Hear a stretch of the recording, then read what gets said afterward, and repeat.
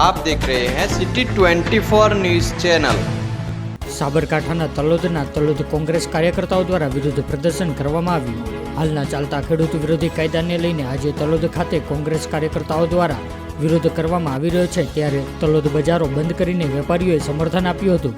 આંદોલનને પગલે તલોદ પોલીસ દ્વારા ચુસ્ત બંદોબસ્ત પણ ગોઠવી દેવામાં આવ્યો હતો, જેથી કોંગ્રેસના 21 જેટલા કાર્યકર્તાઓની અટકાયત કરી હતી।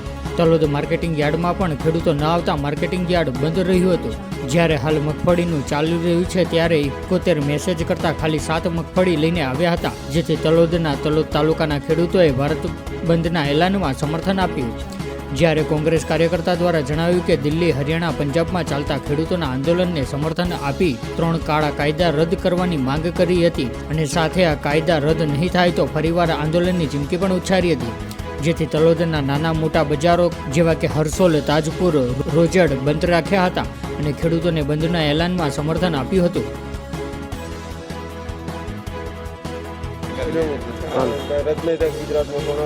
સમગ્ર દેશની અંદર દેશની ભાજપ સરકાર દ્વારા જે 3 કાળા કાયદો જે બિલ પસાર કરવામાં આવે છે, જેના લીધે પંજાબ, હરિયાણા અને સમગ્ર દેશના ખેડૂતો જે કેટલાક દિવસથી આંદોલન ચલાવી રહ્યા છે અને આ બિલ થકી ખેડૂત એ ખેડૂત નહીં પણ ખેત મજૂર થઈને રહે એવી પરિસ્થિતિનું જ્યારે સર્જન થવાનું છે, ત્યારે એના બંધમાં દેશના ખેડૂતોએ તારીખ 8ના રોજ સમગ્ર દેશને જે બંધનું એલાન આવ્યું તેના અંતર્ગત તલોદ તાલુકા કોંગ્રેસ સમિતિ દ્વારા પણ આ ખેડૂતોને સમર્થન કરી અને બંધનું એલાન જે કરવામાં આવ્યું હતું તેના અંતર્ગત સફળ રીતે આ કાર્યક્રમ પૂર્ણ કર્યો છે।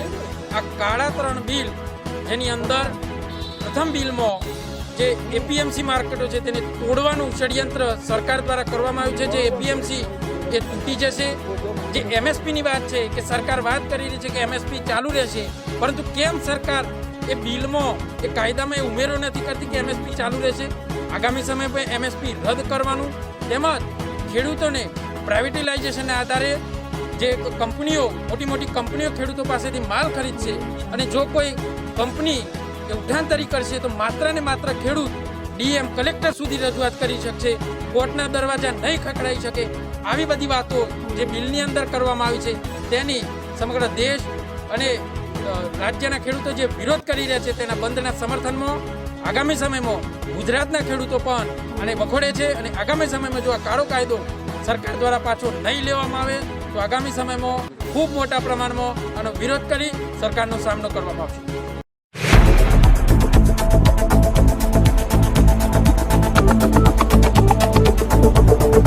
आप देख रहे हैं सिटी 24 न्यूज़ चैनल।